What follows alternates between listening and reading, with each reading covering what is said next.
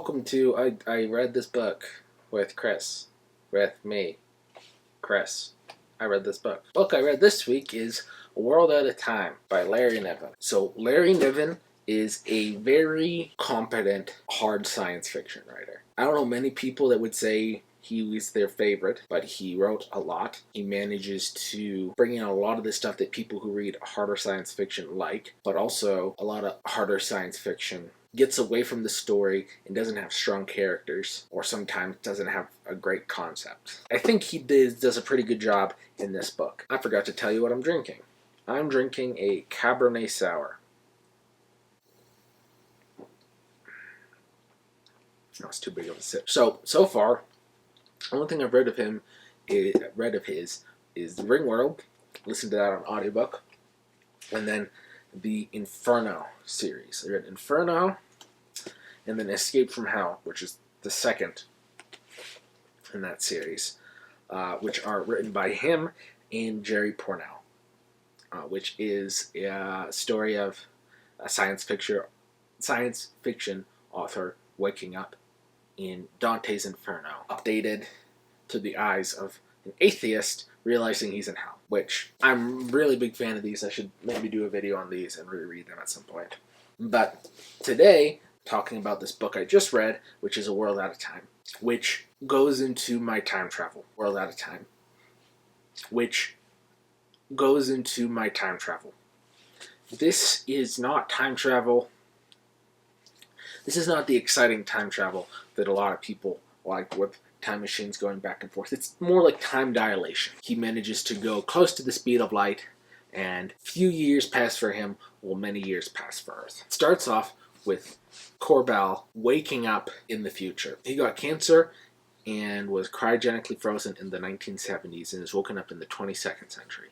His personality was copied from his frozen body that they're unable to bring back to life. And so they instead just copy his personality into a body of a criminal who got his mind erased. At which point he is trained to become a rammer pilot, which is he will learn to fly very quickly. They're spaceships which can travel very fast and get some time dilation effects. He can go, it'll be 200 years of subjective time for him, 300 years Earth time, and he will fly to 20 different planets, dropping off pods that have seeds for new life, so that these lives will be habitable when the Earth is able to make it.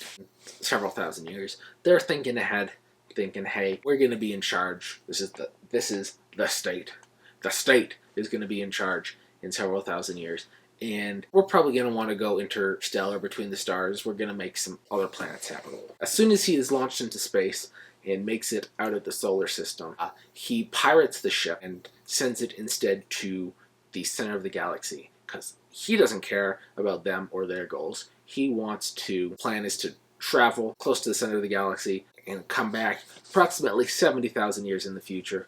Hopefully, by then, the state won't be in charge, and he will be able to be back at Earth. Soon after he pirates the ship, the state sends a virus to take over the AI of his ship. Pirsa, which is the guy who trained him and was responsible for him training him to become a rammer pilot, puts his personality, a copy of his personality, into the AI through this virus.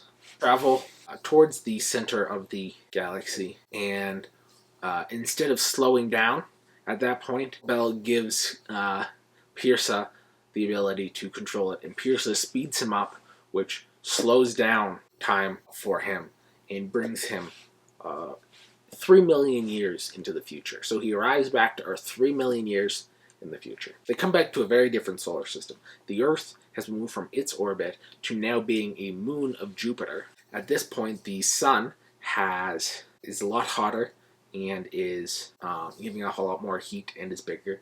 And the Jupiter has also been made into a sun. So the Earth, instead of being in a safer, where it was rotating, being a moon of Jupiter, now that Jupiter is a small sun, it is getting pretty hot. Most of the world is dead, and the only habitable zones are the Arctic and the Antarctic. But the Antarctica has a continent, and so that's where the only life is found. Corbell doesn't know this, but Pierce sees several places where energy is still being consumed, the Earth, and so Corbell's like, there's some energy getting consumed in California, send me there, I want to go back to America. Knowing obviously it won't be America, but he's sent down to where California was. It is unbearably hot, and he manages to find his way around through some machinery, and he meets and is captured by this woman from his future, but the past. It is Mirelli Lyra. She speaks through a translator, and we learn that her story is she has a very similar story, but instead of being sent 3 million years in the future, she's a few thousand years in Corbell's future. She's sent off, and when she comes back to a very different world, at which point she's then frozen in time, wakes up a little bit later, and is looking for the immortality that they used to have but was lost. So when she comes back to a world which is controlled by boys and girls. So there's two types of immortality. There's one which just keeps people alive basically forever. They call them those people the dictators. And then there's another immortality where they take boys and girls before they hit puberty and keep them immortal forever in their pre-puberty state. At some point, these boys and girls manage to take over. The girls control most of the world and the air, and the boys control the land and Antarctica. Once the sun gets super hot, due to fight with other planets, other solar systems, the girls manage to move the Earth. But then Jupiter becomes a small star as well, small sun, and Earth is basically cooked away, and the only people who survive are the boys down in Antarctica, with a small group of dicta, which were dictators but are now no longer immortal, who then become a breeding population.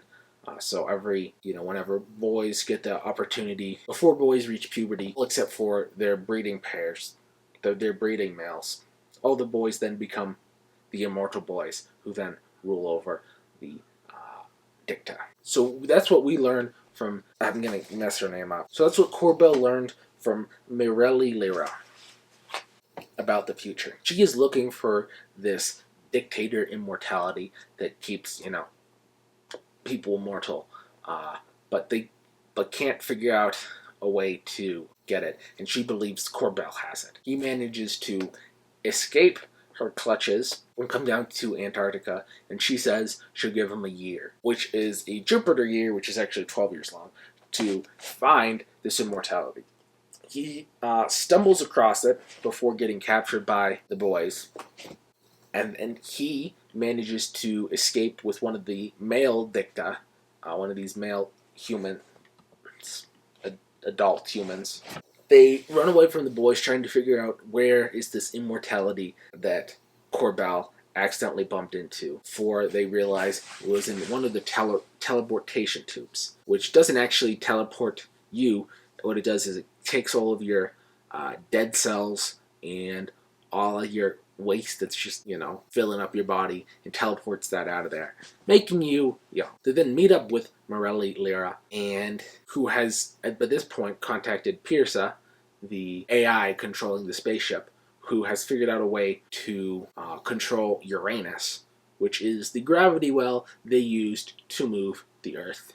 So they are moving the Earth to a place where it is slightly warmer, which should then allow more of the Earth to be habitable instead of just the Antarctic. And that's where it ends. If my explanation is confusing, that's because there's a lot that goes on here. And it is a little bit confusing. It is a very interesting book. It has a lot of connections to The Time Machine by H.G. Wells. Obviously, in The Time Machine, there's the ability to travel forward and backward through time with their machine. But the idea of going forward millions of years in the future to find all of civilization has collapsed, and there are two types of humans, one of which is living off the other. It's very similar and gives conceptually has a lot of callbacks or allusions to the time machine, which I appreciate.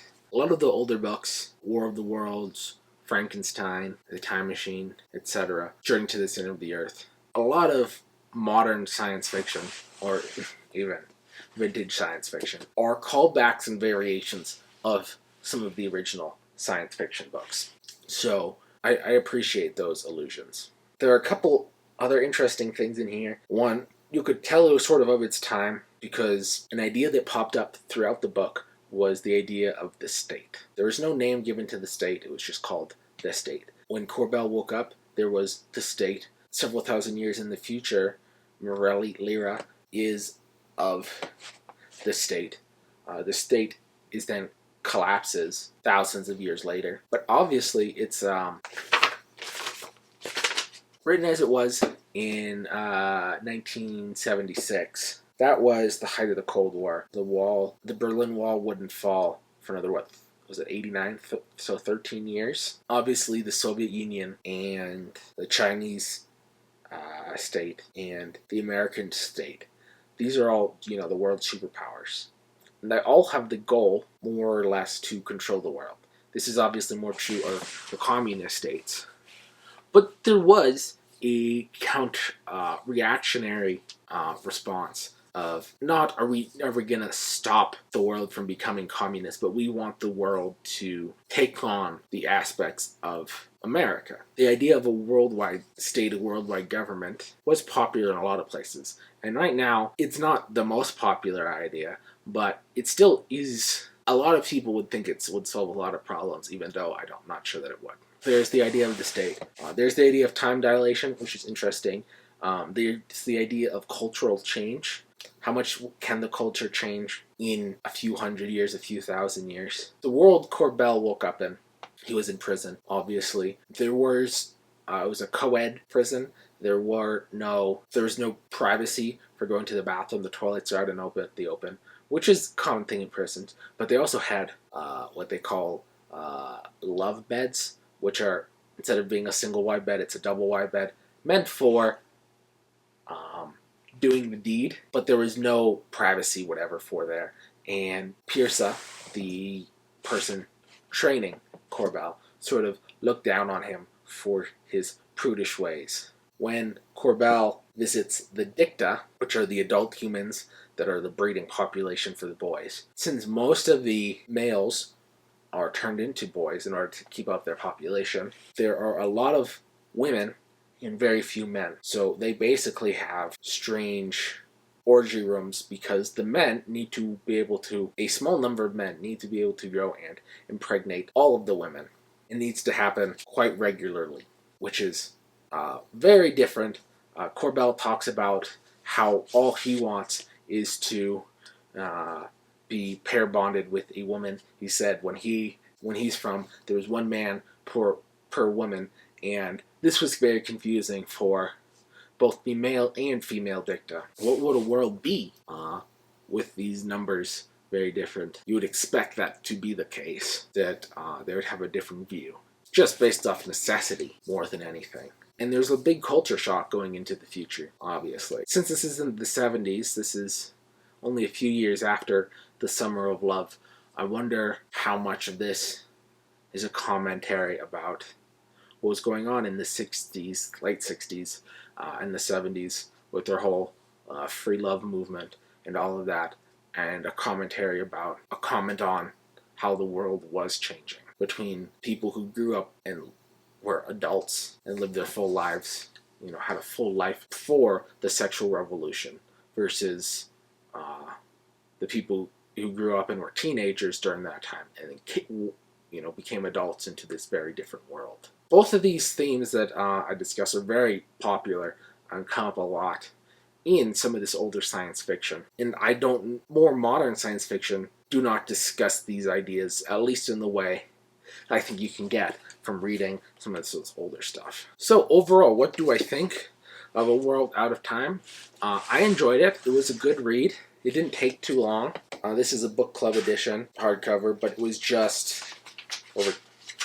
It was 214 pages, a quick read. It's not the shortest 200-page book because Joy's throwing some of the concepts in there. He doesn't go and describe every little thing to you, but he does enjoy describing things and the theory behind them a little bit, which does sort of slow you down a little bit unless you skip over it. It does a good job world building, and I would say if you come across this and you enjoy this type of thing, I would pick it up. It didn't come out just in hardcover, but this is the copy I found. Thank you for watching this video. I appreciate it. Make sure you keep on watching and subscribe if you like it. Thank you.